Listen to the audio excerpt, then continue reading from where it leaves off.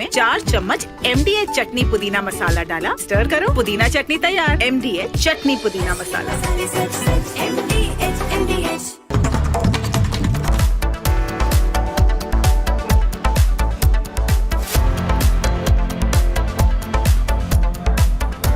नमस्कार दोस्तों, मैं हूं अर्नब गोस्वामी और आज मेरे साथ ऐश्वर्या भी है और आप देख रहे हैं मेरे साथ पूछता है भारत, पूछता है भारत, पूछता है भारत दोस्तों कि चाचू विस्की कहां भाग गया। इसका नाम है चाचू विस्की। यह हर शाम 6:30 बजे विस्की पीते हैं और विस्की का सेवन करते करते करते करते करते करते कभी कभी घर भी वापस नहीं जाते। यह चाचू विस्की का नाम है आसिफ मुनीर। 5 दिन हो गए दोस्तों, चाचू विस्की मिसिंग है। ऐश्वर्या कहीं पे नहीं दिख रहे हैं। यही चाचू विस्की है जिन्होंने पहलगाम करवाया, यही चाचू विस्की है जिन्होंने कोशिश की है हम पर अटैक करने की। और अब जब इस तरह से इनको घेर के रखा है हमने ऐश्वर्या, और ऐसे घेर के रखा है जी, और जब सिचुएशन इतनी बुरी है कि खुलेआम आज पाकिस्तान के नेशनल असेंबली यानी कि जो उनके संसद है जी, वैसे तो उनकी डेमोक्रेसी है ही नहीं, उनके संसद में ऐश्वर्या खुलेआम नेता बोल रहे हैं हमारा प्रधानमंत्री गीदड़ है।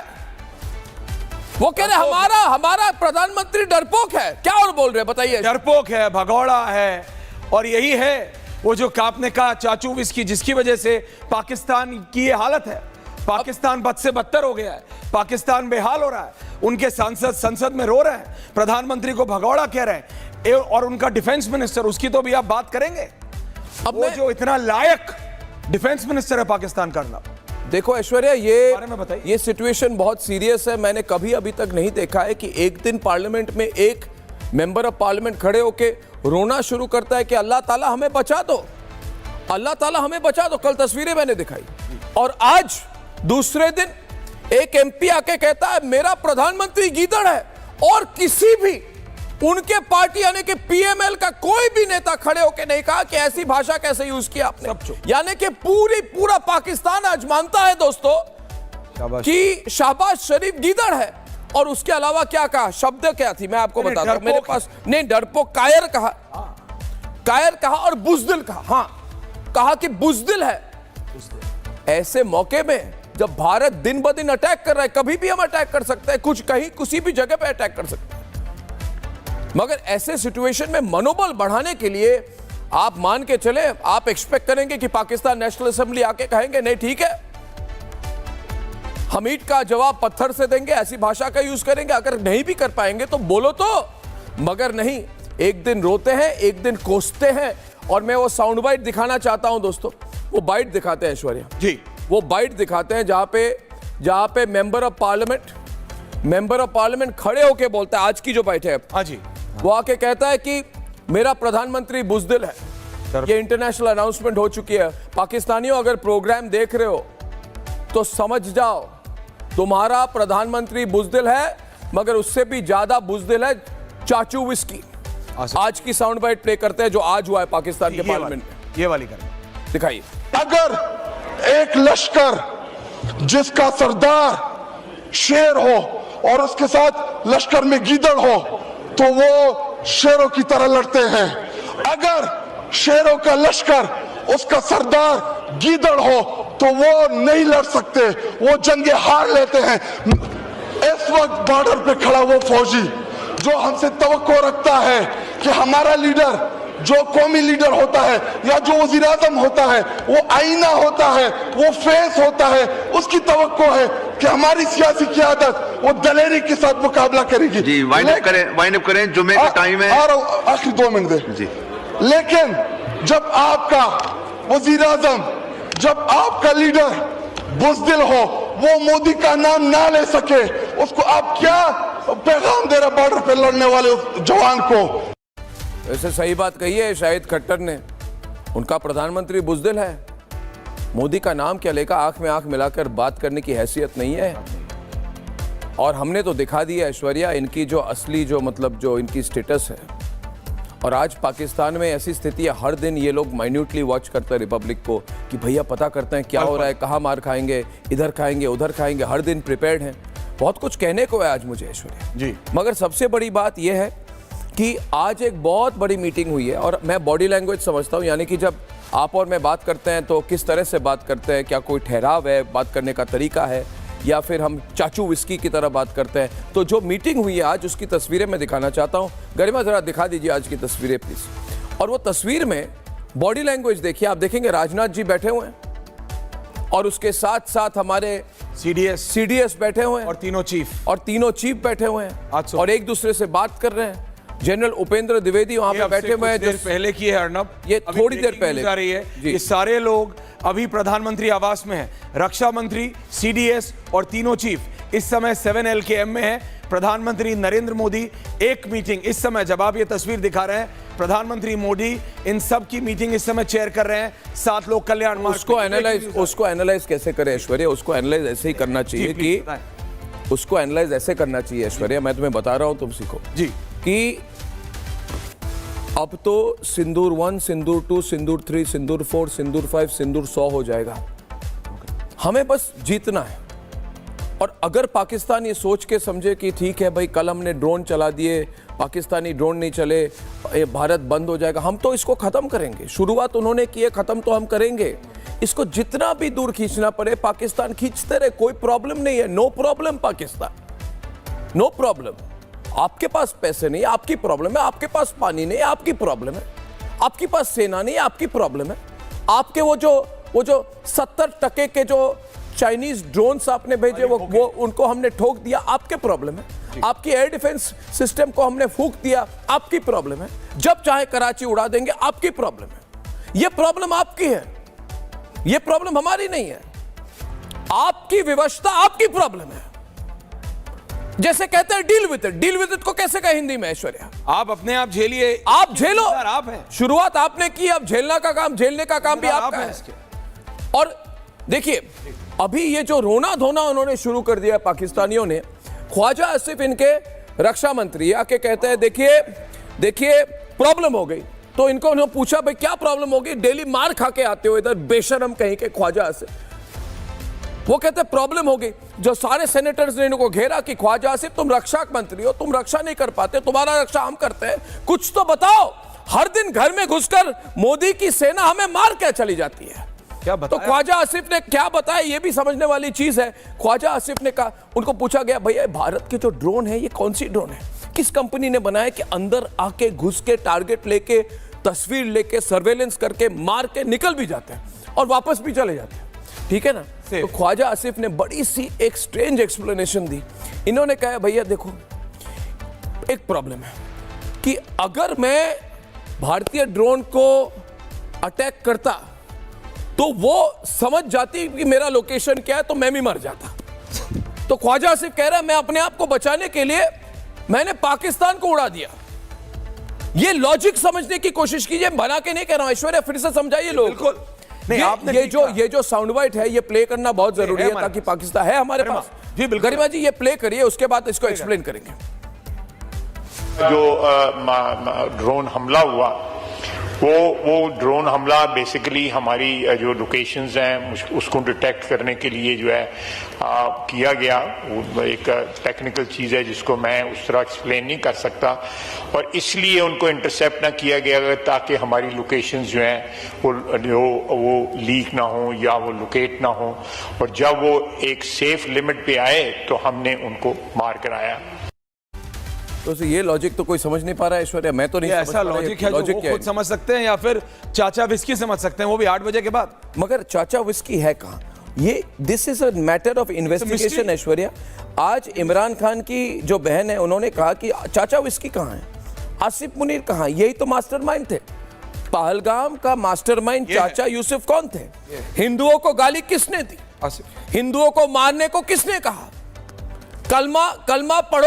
कलमा पढ़ो यानी, या फिर तुम्हें वहीं पे मार देंगे, ये किसने करवाई? ये पूरी घटनाक्रम का मास्टरमाइंड कौन है? नौकरी किसकी जाने वाली है? कौन है? और ये सवाल जो है, ये बात है। देखिए आज ख्वाजा आसिफ तो कुछ बोल नहीं पा रहे, और ये जो चाचू विस्की है, इनको सवाल पूछा है बलोच के चीफ मिनिस्टर ने, मुझे नहीं पता ये साउंड बाइट हमारे पास है कि नहीं है ऐश्वर्या, बलोच के जो ये अख्तर मंगल करके ये है, बलोच के लीडर है, ये कहते हैं याद रखो कि किस तरह से बंगालियों ने आपको मारा, इसी तरह से बलोच भी आपको मारेंगे, और सिचुएशन बहुत टेरेबल है।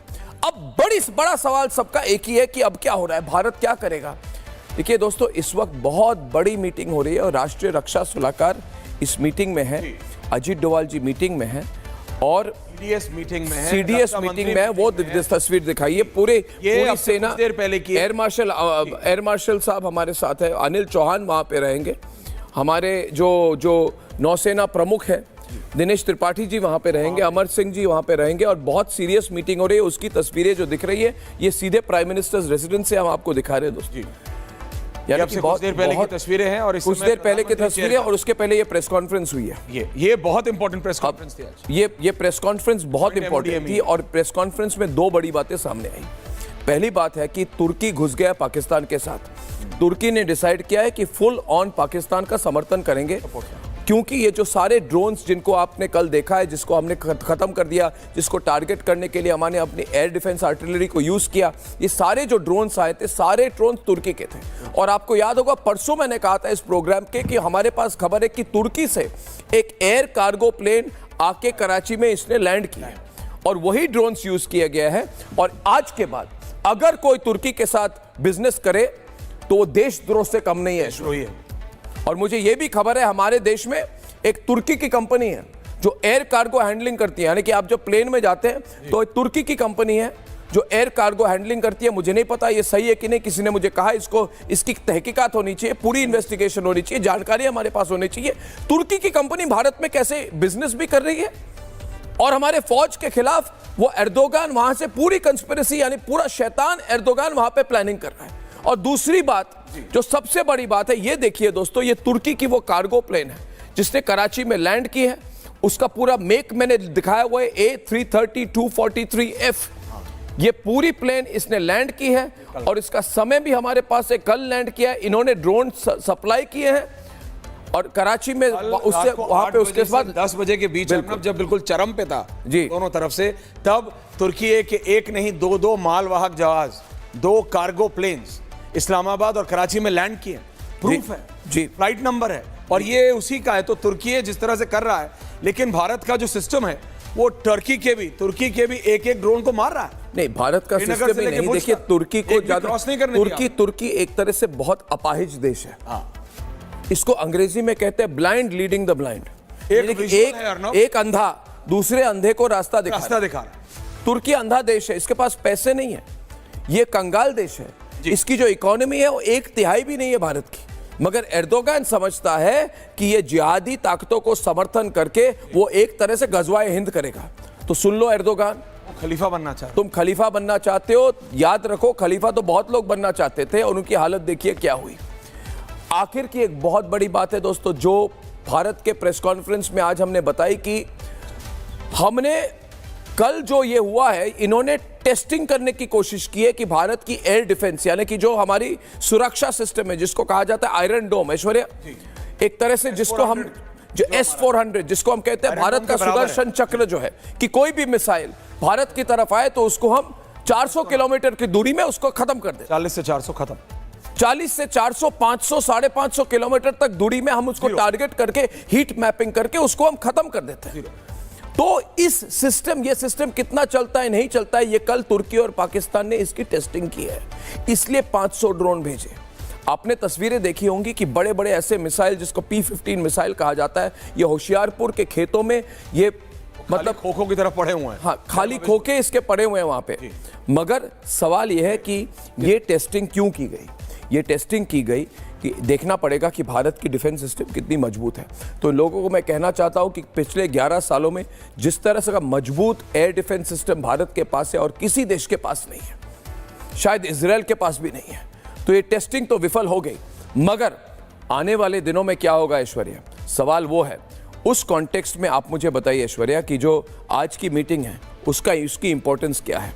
अगर कोई सोच के कोई दुबई में बैठा हुआ हो या फिर कोई लॉस एंजलिस में बैठा हुआ समझ लिया कि ठीक है भारत ने एक अटैक कर दी, मामला खत्म तो नहीं है ना ऐश्वर्या, अब तो शुरुआत है। बिल्कुल अर्नब, और भारत अटैक करना नहीं चाहता था, ये पाकिस्तान ने शुरू किया, लेकिन अंत हम करेंगे जैसे आपने कहा। कल भी आपका शो चल रहा था, पूछता भारत आप कर रहे थे, करते करते खबर आई, ये जैसे ही सूरज ढलता है, जैसे ही बॉर्डर पे थोड़ी सी धुंध आती है, वो उसका फायदा उठा के वहां से ड्रोन्स भेजते हैं। तो आज भी भारत सरकार तैयार है। इस समय जब हम बात कर रहे हैं, प्रधानमंत्री 7 लोक कल्याण मार्ग पे एनएसए, सीडीएस, रक्षा मंत्री और तीनों जल थल वायु, all army, navy and air chief, and intelligence chief ji वहां पे मौजूद हैं और वो बैठक चल रही है। Because we are prepared. प्रधानमंत्री को बताया जा रहा है कि श्रीनगर से लेके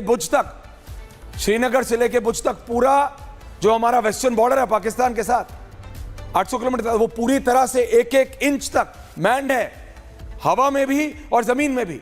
और बहुत कोशिश कर ले वो नाकाम होंगे। बहुत बड़ी तैयारी भी हुई है, पूरी तैयारी है। वित्त मंत्री ने मीटिंग करवाई है सारे बैंक के चीफ के साथ कि साइबर सिक्योरिटी को कितना स्ट्रॉन्ग किया जा सके। टेरिटोरियल स्वास्थ्य मंत्री जेपी नड्डा की अलग मीटिंग हुई इसको लेके। तो आज अलग अलग जितने कार्यालय, जितने मिनिस्ट्रीज है, सब में मीटिंग हुई है, बड़ी तैयारी हो रही है। और अगर कोई ये समझे कि देखिए भारत ने पहले दिन प्रिसिशन स्ट्राइक्स करके सब कुछ खत्म कर दिया, तो नहीं है। हमारी टारगेट लॉन्ग टर्म है, लॉन्ग हॉल। हम पाकिस्तान को खत्म नहीं करना चाहते, मगर शुरुआत उन्होंने की है, इस बार खत्म हम करेंगे। कैसे करें? आर्थिक तरीके से करें, हर तरीके पे, हर मोड़ पे मारेंगे। मिलिट्री तरीके से करें, एयर से करें, सबमरीन से करें। ये प्लानिंग और सोच इस वक्त 7 रेस कोर्स रोड यानी कि जन कल्याण मार्ग में ये बहुत बड़ी मीटिंग, लोक कल्याण मार्ग में मीटिंग हो रही है। तो और हमारी और ऐश्वर्या और मेरी कोशिश ये होगी कि इस पूरे प्रोग्राम में ये जो सिचुएशन है, सिचुएशनल रिपोर्ट आपको हम देंगे। जी दोस्तों, आखिर में एक बात कहना चाहता हूं कि ये जो बात मैंने कही, ये सरकार भी इस बात को बहुत सीरियसली ले रही है कि गलत खबर चलाने वाले जो भारतीय चैनल है उनको अब बंद करना होगा। सरकार ने भी कह दिया है कि और ये राष्ट्र विरोधी बात नहीं चलेगी। एक वेबसाइट है जी, एक वेबसाइट है, कोई एक वहाँ पे काफ़ी उम्र वाले एक प्रो पाकिस्तानी टीवी एंकर है, करण थापर है उनको व्यक्तिगत मैं कुछ कहना नहीं चाहता, मगर उन्होंने पाकिस्तान को, वायर नाम है इसका, इसमें अरफा खानूम ये सब लोग इससे जुड़े हुए हैं। पूरी जो सूडो लॉबी है, एंटी सनातन लॉबी है, इन्होंने पाकिस्तानियों को फोरम देने की कोशिश की। इन्होंने पाकिस्तानियों को बुला के कहा कि डोंट वरी, पाकिस्तानी नेटवर्क शायद एरर बैन है, हमें यूज कीजिए। तो ये राष्ट्र विरोधी ताकतें हैं, ये टेररिस्ट के असिस्टेंट है, ये टुकड़े टुकड़े गैंग है, अर्बन नक्सल है। इनके बारे में कुछ कहना चाहिए कि नहीं ऐश्वर्या? क्योंकि इस समय अगर ये लोग सक्रिय, पता होनी चाहिए क्या अगर सक्रिय तरीके से पाकिस्तान का समर्थन कर रहे हैं तो ये बात भी एक्सपोज होनी चाहिए। इसलिए पूछता है भारत में, मैं कह रहा हूं कि देखिए ये मौका है, ये मौका है। पाकिस्तान को हम घेर चुके हैं। जैसे आप वो ट्वीट देख रहे हैं, पाकिस्तान की जो वित्त मंत्री है, वित्त मंत्रालय, डिपार्टमेंट ऑफ इकोनॉमिक अफेयर्स, इन्होंने भीख मांगा है। क्या कहा है ऐश्वर्या? नहीं, वो भीख मांग रहे हैं। वो कह रहा है हमको पैसे दे दो। IMF से लेके अपने लोगों तक ये 500-500 रुपए लेके इन्होंने कैंपेन चलाया पाकिस्तानी मीडिया पे। 500 को कहते हैं क्राउड सोर्सिंग। कह रहे हैं कि हमारे हेवी लॉसेस हो गई है, हमारे पास पैसे नहीं है, हमारा स्टॉक मार्केट क्रैश हो चुका है, किसी तरह से भारत को समझाइए और अगर वो लोन दे सके इस वक्त, ताकि जो कुछ आसिफ मुनीर यानी कि चाचू विस्की ने किया उसके लिए हमें ब्लेम ना करे, हमें किसी तरह से जीने दे। तो इन्होंने ये ट्वीट लगा दिए। कभी भारत तो सोच भी नहीं सकता, दुनिया के हिस्ट्री में कोई देश नहीं है जिन्होंने इस तरह की ट्वीट अपनी ही जनता से इस पैसे मांग के, भीख मांग के ये जंग लड़ना चाहते हैं। उन्हीं से पैसे लेके उन्हीं को मरवा रहे हैं। समझेंगे ये तो आज की सिचुएशन है ऐश्वर्या, पूरा पैनल। और अभी हम पूरी एनालिसिस इसकी करेंगे। क्या हम पैकेज चलाएं पहले, उसके बाद एनालिसिस करें? तो एक लेटेस्ट न्यूज रिपोर्ट हम चलाते हैं दोस्तों, 2 मिनट की न्यूज रिपोर्ट, और उसके बाद आज की ग्राउंड एनालिसिस।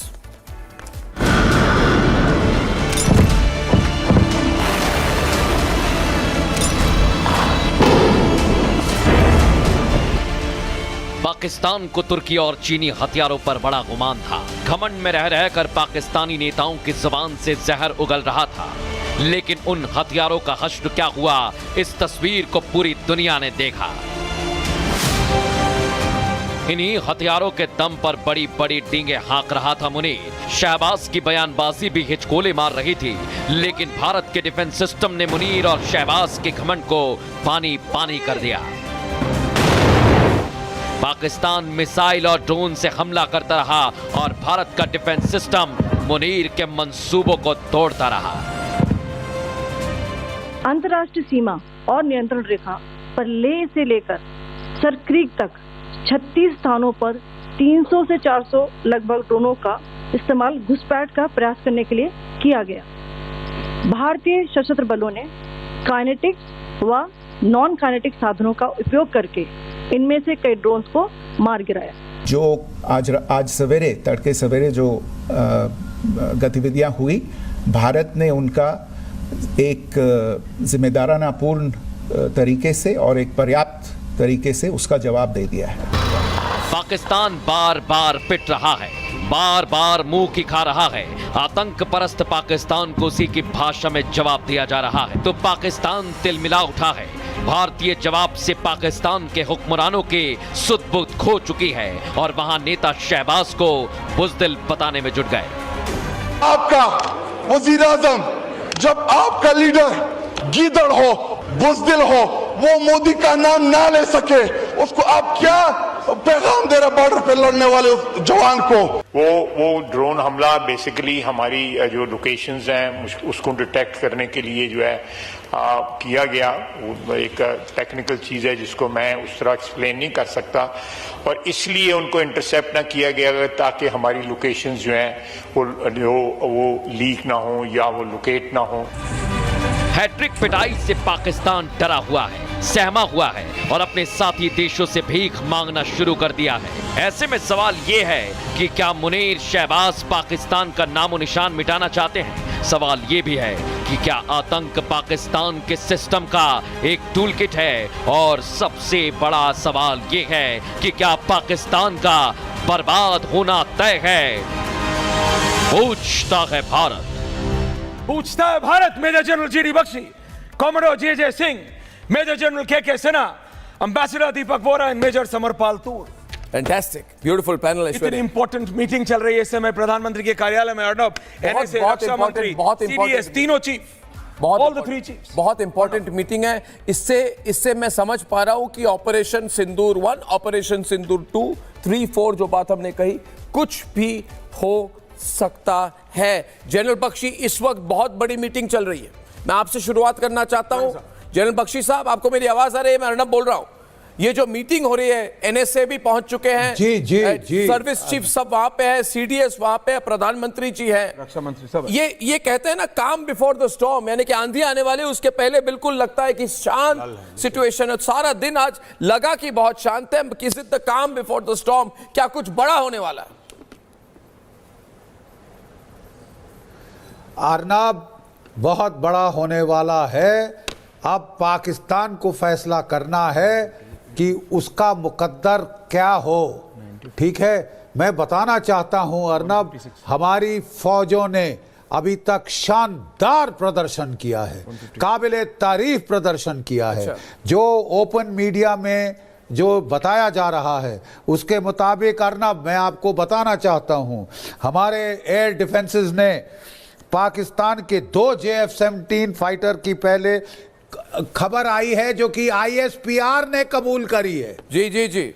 और जो ओपन सोर्सेस कह रहे हैं कि 5 JF-17 फाइटर मार गिराए, एक F-16 मार गिराया, एक J-10C मार गिराया और एक AWAC मार गिराया। Surveillance plane. This is devastating Arnab, devastating है ये। मैंने बताया था आपको कि 2 मिलिट्री रेवोल्यूशन आरए में हुई है, वो 2 फील्ड्स में हुई है। ड्रोन्स, एयर डिफेंस, हमारा जो इंटीग्रेटेड एयर डिफेंस है, बहुत सारा मलबा इसने गिराया है पाकिस्तान के ऊपर। We have hit them in Pakistan ji. और हमारी नेवी के डर से ये जो तुर्की की आई थी ना कॉर्वेट, वो भाग चुकी है कराची से। अरे ना अर्नब, मैं तुर्की की भी असलियत बता दूं सब लोगों को। ये खलीफा शलीफा बन रहे हैं ना, ये ड्रोन शोन आके चोरी छुपे देने की कोशिश कर दें। 300 से 400 ड्रोन फायर किए गए तुर्की के और चीन के। अर्नब, ये जो है चाइना के वेपन सिस्टम्स के लिए डिजास्टर PAR है, डिजास्टर। उनके यानी चीनी रडार्स सिस्टम काम चलते नहीं नहीं किए, ना ईरान के बरखिलाफ ना हमारे मिसाइल्स के बरखिलाफ। बिल्कुल, दे बिल्कुल। फेल्ड टू डिटेक्ट आवर बिल्कुल, मिसाइल्स, बिल्कुल। They failed to intercept our जी मिसाइल्स। जी जी पाकिस्तान के एक और बड़ी बात मैं कहना चाहता हूं, जो सवाल ये हमारे मन में चल रहा है, उन्होंने 24 मिसाइल फायर जनरल साहब, एक और बड़ी खबर है जो ऐश्वर्या ने हमारे साथ अभी शेयर की कि प्रधानमंत्री ने सिर्फ हमारे जो वायुसेना अध्यक्ष, नौसेना अध्यक्ष और सेना अध्यक्ष जो है, सिर्फ उनसे मुलाकात नहीं की है जी। हमें खबर है कि एक्स सर्विस चीफ्स के भी से भी बात की गई। तीनों सर, हाँ, farmer air force, army chiefs, navy chiefs, और एक नहीं, multiple farmer army chiefs, multiple farmer air chiefs और पहले के कई नेवी चीफ्स एक साथ, प्रेजेंट चीफ्स, एनएसए, सीडीएस, रक्षा मंत्री के साथ, ये एक बहुत बड़ा group of armed forces veterans जिनसे आज बैठक की, एक्सटेंसिव, बहुत गहन चिंतन किया, बहुत गहन चिंतन किए। और ये बहुत महत्वपूर्ण है साहब, इसको कहते हैं एक तरह से स्ट्रेटेजिक रिस्ट्रेंट, एक हम दिखा रहे हैं।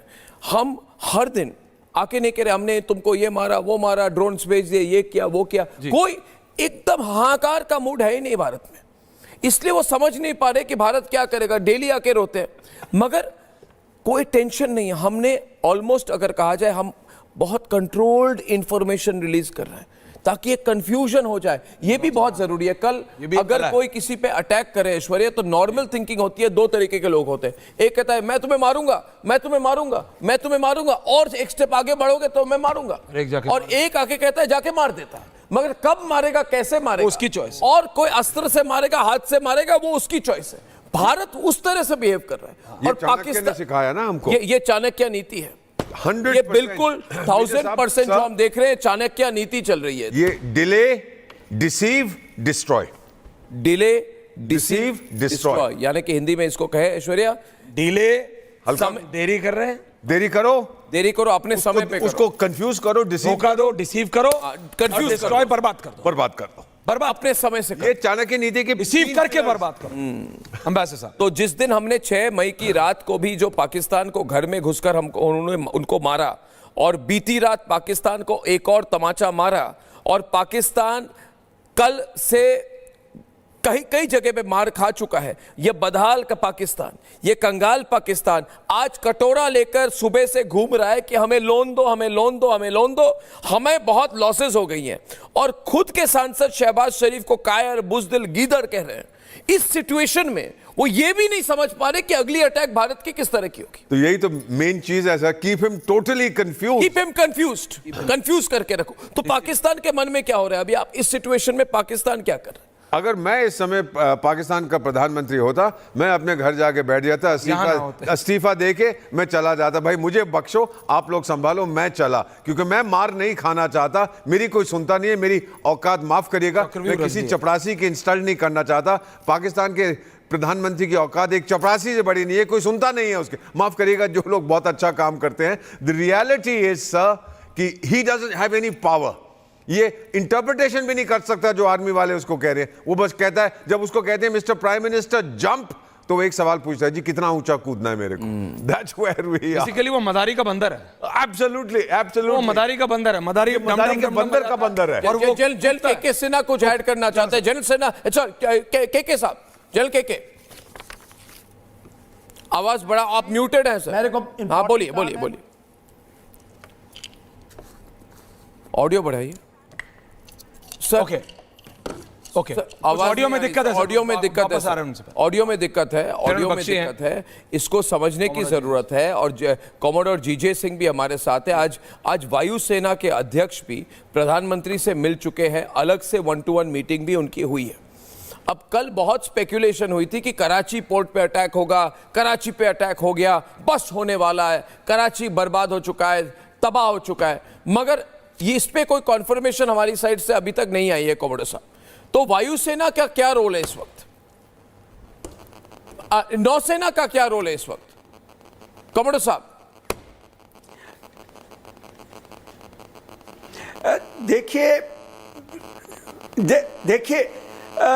देखिए अर्नब, मैं आपको उस पॉइंट को पहले लेना चाहता हूं जो आपने कहा कि वो बिल्कुल कंफ्यूज है, उनकी आर्मी, उनकी गवर्नमेंट बिल्कुल कंफ्यूज हो रखी है कि ये हुआ क्या है। उसका मतलब अगर मैं आपको थोड़ा सा बताऊं तो ये है कि जो हमने पैकेज स्ट्राइक किया 7 तारीख को जिस तरीके से हमने चॉइस ऑफ वेपन्स और प्लेटफॉर्म्स और कोऑर्डिनेशन किया, सिंक्रोनाइजेशन किया, वो उसकी समझ से सिर से ऊपर निकल गया। उनको समझ में नहीं आ रहा अभी तक, वो सिर से ऊपर उनके चला गया। तो अभी उनको ये पता नहीं लग रहा, क्योंकि हमारा जो एयरक्राफ्ट कैरियर है 20-25 तक जो हमारे शिप्स हैं, नीचे कितनी सबमरीन उनको पता नहीं है, उनके पास कोई ऐसा सिस्टम नहीं है कि वो डिटेक्ट कर पाए। अभी इससे वो और कंफ्यूज हो चुके हैं और बुखला चुके हैं कि हमारा क्या होगा कालिया, हमारा भी होगा क्या। तो इसलिए एक ऐसी सिचुएशन बन गई है कि जिसके अंदर वो उनकी गवर्नमेंट, उनका प्राइम मिनिस्टर और जितनी उनकी total establishment including army, navy, air force, वो इस टाइम बुखला चुकी है बियॉन्ड वर्ड्स। तो वो अभी दूसरे देश जो हैं, जैसे आप बता रहे थे कि अर्दगन जो शैतान है, वो उसकी मदद, उसकी, वो तो खलीफा क्या, वो तो बनना चाहता है जिहादियों का एक बहुत बड़ा लीडर। वो जो है उसने देखा जब कि भाई यहाँ पे तो मेरी दाल गलने वाली नहीं है, तो वो अभी सोचेगा कि मैं यहाँ से कैसे भागूं। उनका जो कॉर्वेट था वो भी मेरा ख्याल अभी भाग गया होगा, क्योंकि जब हमने इतना बड़ा पावर प्रोजेक्शन किया है नेवी की तरफ से, खास करके जब एक कैरियर बैटल ग्रुप हम खड़ा कर देते हैं अपने वेस्टर्न सी बोर्ड के ऊपर, फ्लैंक के ऊपर, और वो कराची के टेरिटोरियल जो वाटर्स हैं जो 25 किलोमीटर तक होते हैं वहां पे आके खड़ा हो जाता है, तो अपने आप उनके जहन के अंदर एक डर का, जो कहते हैं कि तूफान उड़ जाता है, भाई ये क्या होगा हमारा, क्योंकि ऑडियो में कोई दिक्कत है, ऑडियो में दिक्कत है। General KK Sinha important point पे कट गई। जनरल केके साहब, आपकी ऑडियो आ रही है? ये मन में मेरा एक ही पॉइंट है। जनरल केके साहब, आपको आवाज आ रही है? Can I hear you? Hello hello hello KK साहब, कैन यू टॉक समथिंग? आ रही है। मैं ये कह रहा हूं, अगर इसी एनालिसिस को आगे ले जाते हुए, आपकी आवाज गूंज रही है। इसी एनालिसिस को आगे ले जाते हुए, जैसे आम भाषा में कहते हैं जहरीले सांप को डर लग जाए तो वो काट देता है। अब पाकिस्तान एक जहरीला सांप है, डरा हुआ सांप है। क्या ये काटने की कोशिश करेगा दोबारा? यानी कि कल जो इन्होंने 500 ड्रोन्स टेस्टिंग के लिए करवाए, क्या आज रात को भी कुछ कर सकते हैं, परसों कुछ कर सकते हैं, अपने वेपन सिस्टम चेंज कर सकते हैं? क्योंकि ये बौखला चुके, रैशनली नहीं सोच रहे, ये सुलझे हुए लोग नहीं हैं। इन पे प्रेशर है, इन पे बहुत प्रेशर है, अपने देश में इन पे पॉलिटिकल प्रेशर है। तो इसमें या को कुछ गलती कर सकते हैं क्या ये? तो इनके माइंड को रीड करते हुए, क्योंकि आप कारगिल वॉर हीरो है, आपने फेस टू फेस कॉम्बैट किया है उनके साथ, आपके सामने फेस टू फेस कॉम्बैट हुई, आप जानते हैं इनके माइंडसेट को, आप जानते हैं केके साहब वो क्या करेंगे, आपको क्या लगता है? देखिए अर्नब, ये जो आसिम मुनीर हैं वो एक जिहादी हैं, कट्टरता है। दो वहाँ बहुत बड़े पैदा हुए हैं, एक आसिम मुनीर थे, इसके पहले जौल हक थे। जौल हक ने स्ट्रैटेजी ऑफ 1000 कट दिया था, वो कहते थे हम एक के बाद एक करेंगे, और उन्होंने किया। तकरीबन 3 दशक तक ये काम करवाया। मगर आसिम मुनीर के समय, देखिए आज के दिन में जो जियो स्ट्रेटेजिक सिचुएशन है, इनके आका चाइना भले ही आपको यहाँ दिखाई दे अदृश्य हो, टर्की जो खलीफा बनना चाहता है पूरे, देखिए उसने सीरिया में भी अभी बहुत बड़ा चीज किया है, और वो शायद इनके पीछे खड़ा है ये कहने के लिए कि बढ़ो तुम, हम देखेंगे। इनको ये नहीं पता कि जो दर्जे हरारत हम बढ़ा रहे हैं और जो उन्होंने कत्ले गारत की है, क्योंकि जिहादी उसी लाइन पे हुआ है जो 22 अप्रैल को हुआ, 26 निहत्ते लोगों को।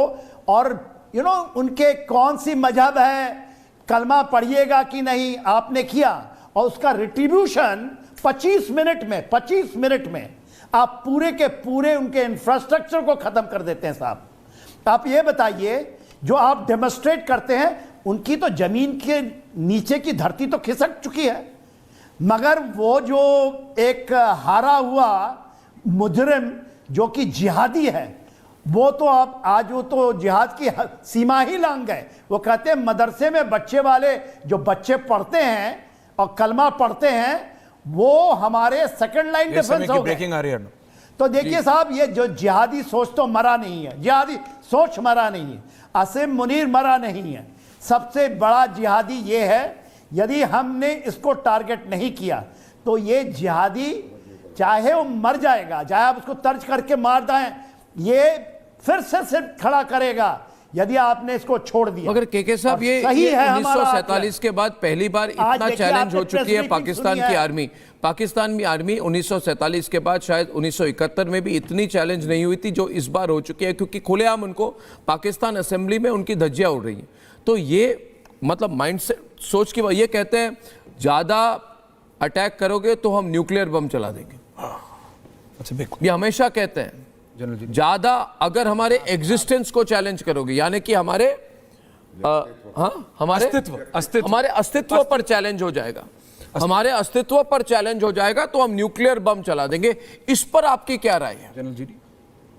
क्या ये कर सकते हैं के साहब? देखिए, जो शायद अब मेरे से सवाल है जी, मेरे से सवाल है, देखिए ये जो न्यूक्लियर बोगी है, we should not get into the trap of it. ये इनकी सबसे बड़ी ट्रैप है और इस ट्रैप के तहत उन्होंने 99 से लेकर आज तक जो किया है ये करते रहे हैं। इस ट्रैप में हम कारगिल में भी फंसे थे। कारगिल में हम लोगों ने, कुछ लोगों ने हिम्मत करके उस पार जा करके कुछ चीजें हुई हैं जो शायद देश अभी पता चलेगा कि हमको उस तरह करना चाहिए और डिक्लेयर करना चाहिए।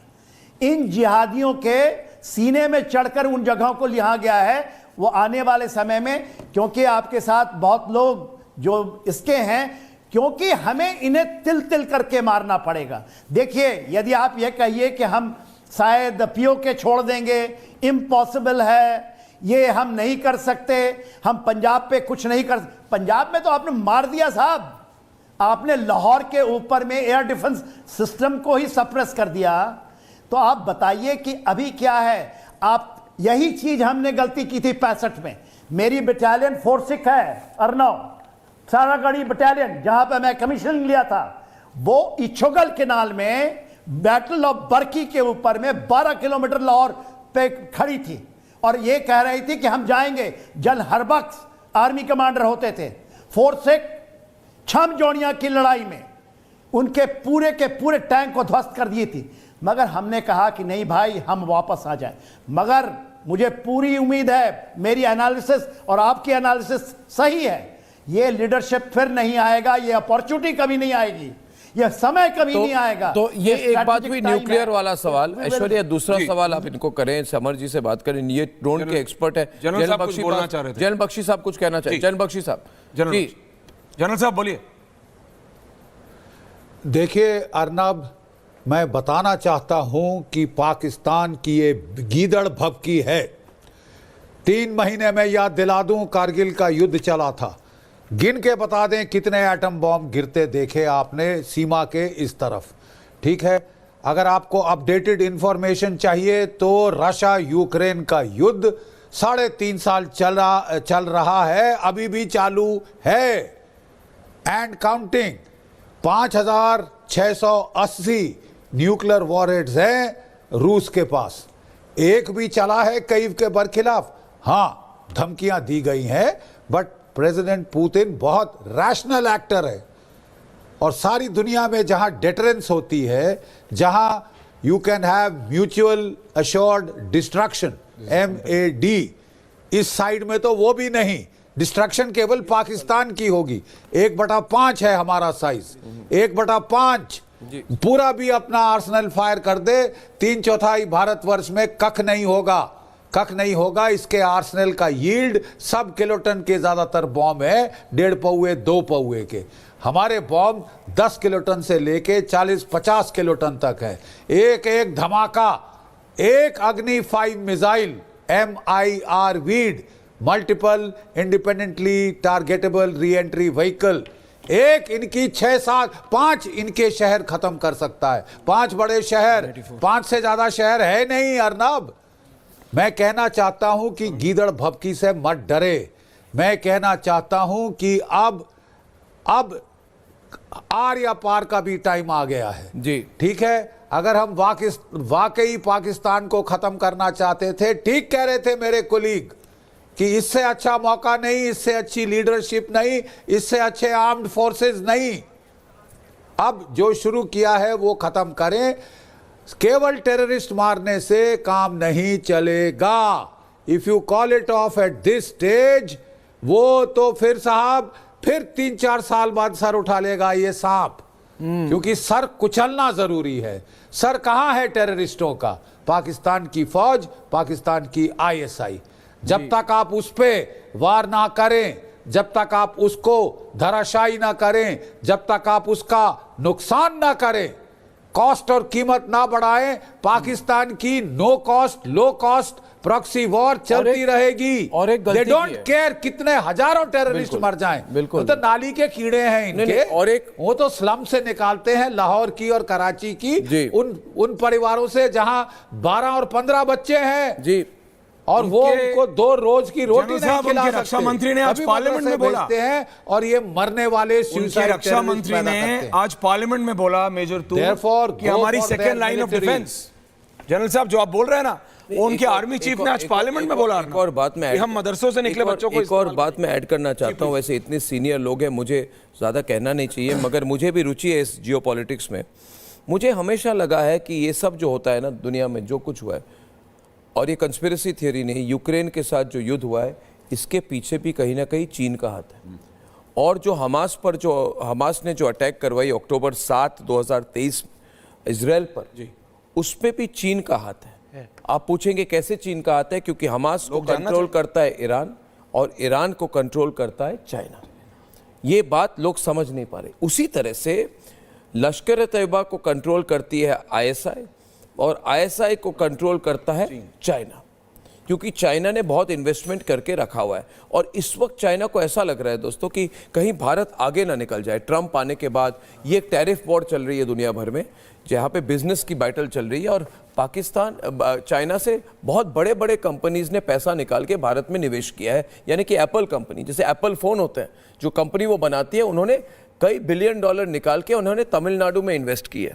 तो इसमें पैसों का खेल है, और चीन को लग रहा है कि भारत उभरता हुआ सितारा है, और आगे निकल जाए तो 10-12 साल में हमसे बड़ी इकोनॉमी हो जाएगी आराम से। तो ये इनके मन में टेंशन है, इसलिए इन्होंने पाकिस्तान को हेल्प किया है। तो उससे जुड़ा हुआ सवाल ये है, आपके मन में सवाल ये होगा कि अगर ऐसी बात है तो फिर चीन तो आके पूरी तरह से उनकी फौज को लगा देगी भारत के खिलाफ। मैं आपको गारंटी से कहना चाहता हूं, मगर समरपाल तूर इसकी एनालिसिस करें कि चीन कभी भी खुलकर नहीं लड़ेगा भारत के साथ। और चीन की जो फिलॉसफी है, उनकी जो थिंकिंग है, जैसे हम कहते हैं चाणक्य नीति, हम खुलकर आके लड़ते हैं। आज की बात नहीं है, चंद्रगुप्त मौर्य भी खुलकर आके लड़ते थे। जो पोरस है उन्होंने खुलकर आके सिकंदर से लड़ा। हम खुलकर आके लड़ने वाले लोग हैं। आज महाराणा प्रताप का इतना बड़ा दिन है, हम महाराणा प्रताप क्या करते थे? खुलकर आके लड़ते थे। मगर चीनी जो है ये कभी खुलकर आकर नहीं लड़ते, ये पीछे से इनकी फिलॉसफी है। सुन त्सु इनकी फिलॉसफी है, और ये फिलॉसफी जैसे उनकी चाणक्य नीति है, ये है, चाणक्य का नाम ले लेना चाहिए sun tzu के साथ, मगर sun tzu की फिलॉसफी है कि बिना लड़े जीतो।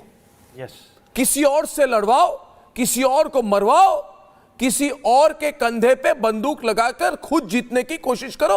ये इनकी थिंकिंग है, ये चीनी मानसिकता है। और इन्होंने एक बात कहूंगा, इन्होंने पुतिन को क्या दिया? कुछ नहीं दिया। पुतिन, रूस के कितने सेना के लोग कितने मर गए, खत्म हो गए, बर्बाद हो गया चीन। रूस कितनी जगह में एक चीनी फौज का एक जवान आके, सिपाही आके खड़ा नहीं हुआ रूस के साथ। इसीलिए मैं आज खुलकर जो पाकिस्तानी देख रहे हैं, आप लोगों को कह रहा हूं कि भाई चीन को तो हमने हैंडल कर लिया डोकलाम में, वो नहीं आने वाले आपके लिए। वो मजे कर रहे हैं, जी जिनपिंग रूस में पार्टी कर रहे हैं आज पुतिन के साथ, वो आपको हेल्प नहीं करेंगे। तस्वीर दिखाइए, वो जी जिनपिंग केयर भी नहीं करता कि पाकिस्तानी मरे या जिए। उसने कई 100,000 करोड़ की निवेश किया, अगर आप मैनेज नहीं कर पाओगे वही पैसा जाके बलूचियों को देगा। आप समझने की कोशिश करो। समर, बड़ा सवाल मेरे मन में जो आपको पूछना चाहता हूं, क्या चीन सामने आएगा? तुर्की तो सामने आ गया, क्या चीन सामने आएगा? देखिए, चीन ऐसा मुल्क है जो अपने सारे डिस्प्यूट्स का खाता खुला रखता है जी। It does not believe in closing any dispute वो रिजॉल्व में नहीं यकीन करता है। और देखें, अगर चीन चाहता तो बहुत पहले कहीं ना कहीं रजामंदी कर लेता, पर इतने मतलब 1962 से लेके अभी तक कोई रिजॉल्व नहीं हुआ है और इतने डिस्प्यूट्स हो गए हैं, डोकलम हो गया, गलवान हो गया। तो देखिए, चीन ये साफ साफ जानता है कि यदि वो ओपन में आया और डिक्लेरेशन की, मतलब वो मधुमक्खी के छत्ते में हाथ डालेगा।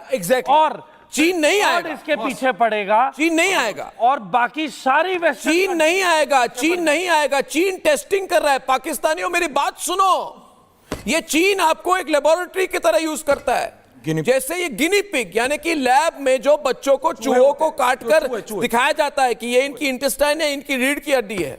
वैसे पाकिस्तानियों की तो रीढ़ की हड्डी है। मगर मैं ये कह रहा हूं कि ये चीन ने आपको बेचा है। चीन ने आपको, मतलब क्या कहूं मैं, मतलब मैं चीन ने जिस तरह से आपको गधा बनाया, इनके अपने नेताओं ने, आपके अपने नेताओं ने आपको कहा कि चीन ने हमें डिफेंस सिस्टम दी है। आज वही मिसाइल, वही ड्रोन ये खोखे के तरह पड़े हुए हैं और भारत के किसान और बच्चे उन खोखों से खेल रहे हैं। वैसे खेलना नहीं चाहिए, मैं कह रहा हूं, आसपास मत जाओ बच्चों, कोई ना जाए। मगर कहने के तरीका है ये कि आज वही चीनी मिसाइल पड़े हुए हैं।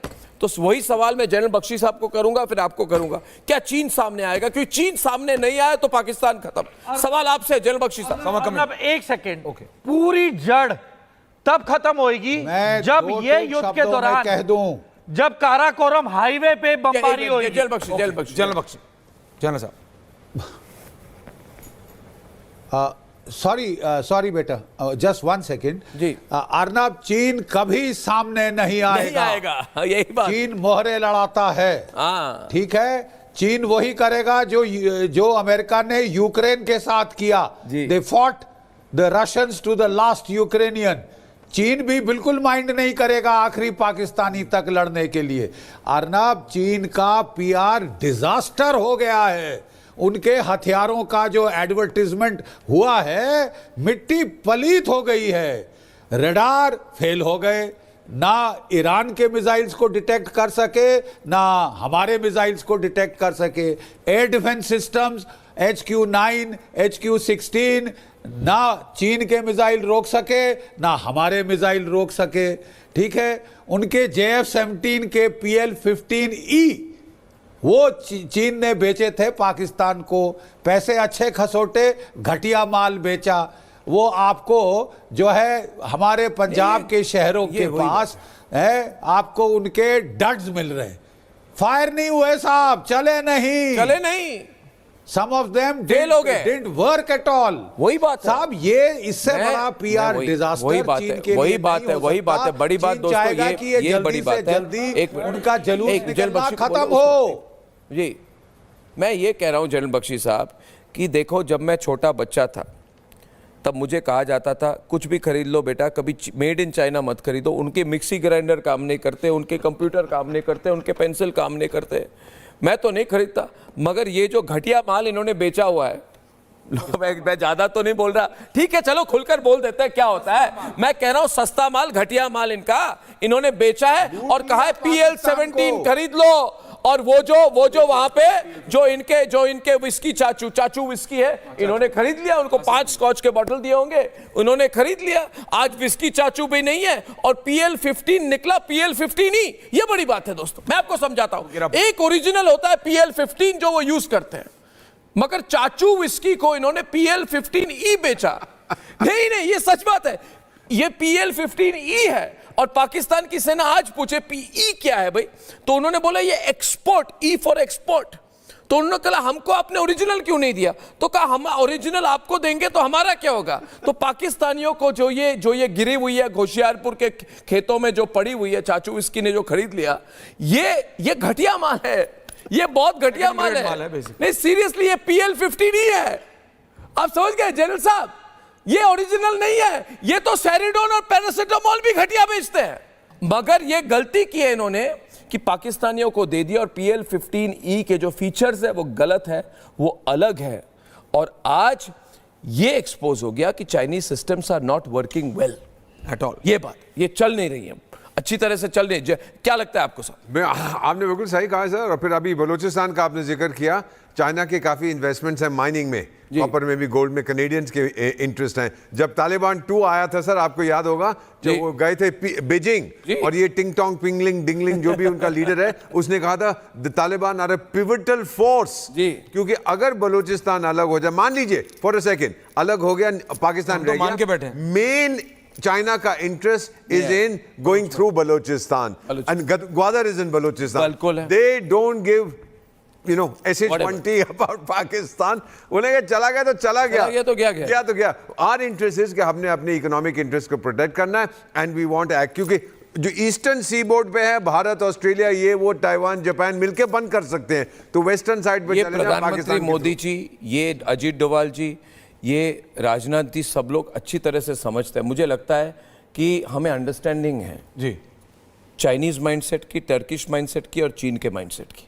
हम समझ चुके हैं उन्हें, एवरीवन, कि जनरल के आर यू राइट, हम समझ चुके हैं, हम मतलब इनको रीड कर चुके हैं। और सच्ची अच्छी बात क्या है कि नरेंद्र मोदी की स्ट्रैटेजी जो है, उनको कोई जल्दी नहीं है, और जल्दी भी हो तो कभी लगता नहीं है उनके आसपास। कभी भी आप मोदी जी को मिले व्यक्तिगत तौर पे, उनको लगेगा इतने बिजी आदमी है, मगर आपको मिलेंगे, आपको समय देंगे, आपसे बात करेंगे, आपको लगेगा इनके पास बहुत समय है, जो मगर वो बिल्कुल रिलैक्स्ड है। जो एक्सटर्नल डायमेंशन होता है मोदी जी का, कभी नहीं लगता है कि वो जल्दबाजी में है। और इसीलिए नरेंद्र मोदी जी को समझना, उनकी स्ट्रैटेजी के डेप्थ को समझना बहुत मुश्किल हो रहा है सबके लिए।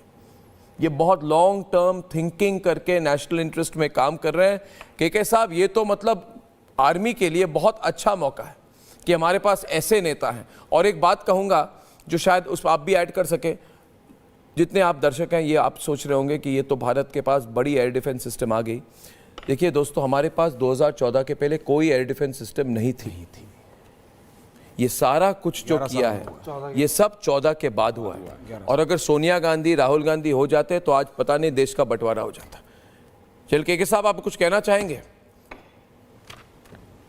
इस पर? कुछ कहना चाहेंगे? एब्सोल्युटली। देखिए, ये जो इंटीग्रेटेड एयर डिफेंस सिस्टम है, जिसमें आपने एक आकाश का नाम आज सुना, शायद हमारे देशवासियों ने सुना, जो आकाश न्यू जनरेशन वाला है, NG, वो 2024 में लगाया गया और उन्होंने उनके एयरक्राफ्ट को मार गिराया, J-17 को।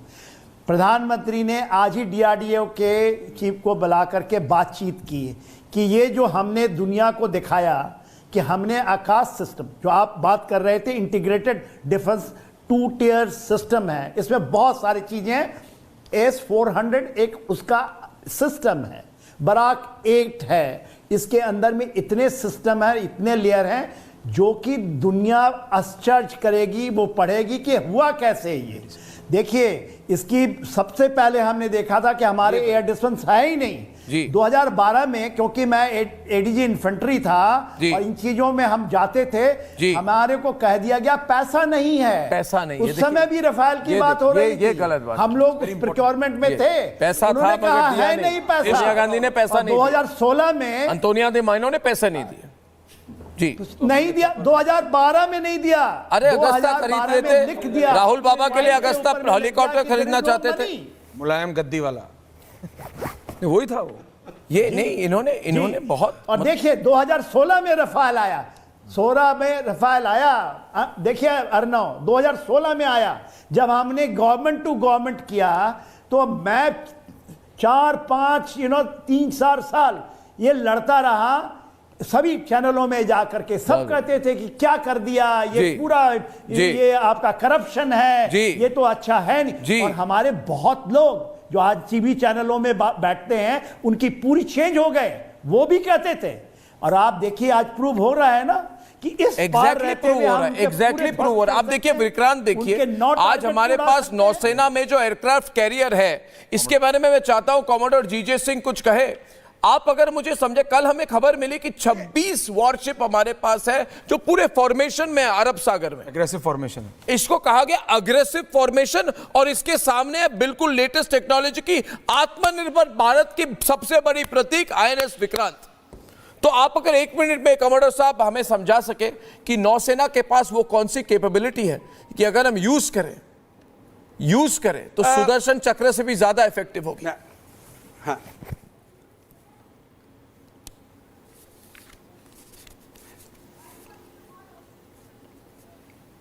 जी बिल्कुल। अर्नब, मैं एक चीज आपको पहले अपने इस जो पॉइंट आपने पूछा मुझे उससे बात करूं, तो मैं आपको पहले जो बात कर रहे थे उसके साथ इसको जोड़ना चाहता हूं।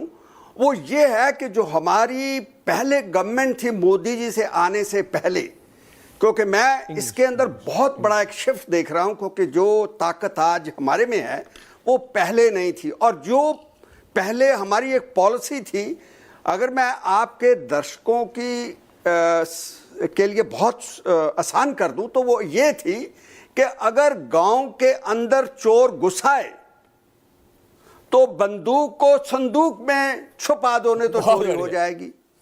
अब वो बात नहीं रही। अब ये है कि ऐसा अग्रेसिव एटीट्यूड बना है कि बंदूक को निकालो और चोर को मारो। जो हमने किया अभी, भगा भगा के मारा, जहां से आए थे उनके गांव में जाके मारा जी। तो ये एक बहुत बड़ी शिफ्ट है जी पॉलिसीज के अंदर। इसलिए भगा भगा के मारो। और इसीलिए आज सिचुएशन ऐसी है कि इसीलिए अंत में मैं कहूंगा, इसलिए सिचुएशन पाकिस्तान की ऐसी है ऐश्वर्या जी, कि एक तरफ है जिसको कहा जाता है गीदड़ और क्या कहते हैं डरपोक, लोमड़ी, क्या और एक है यूजलेस को क्या कहते हैं, बेकार नहीं, एक और शब्द का प्रयोग किया था इन्होंने। हाँ नहीं बुजदिल कहा। एक तरफ बुजदिल शहबाज और दूसरी तरफ दोस्तों जिसको कहा जाता है चाचू विस्की। विस्की चाचू नहीं, चाचू विस्की हो कहा तुम, पूछता है भारत। अंत में हम सब लोग मिलकर एक बार कहेंगे, सब स्क्रीन में है, सब लोग एक बार फिर कहेंगे, भारत माता की जय, भारत माता की जय, वंदे वंदे वंदे। बहुत बहुत धन्यवाद, कल फिर मिलेंगे, नमस्कार।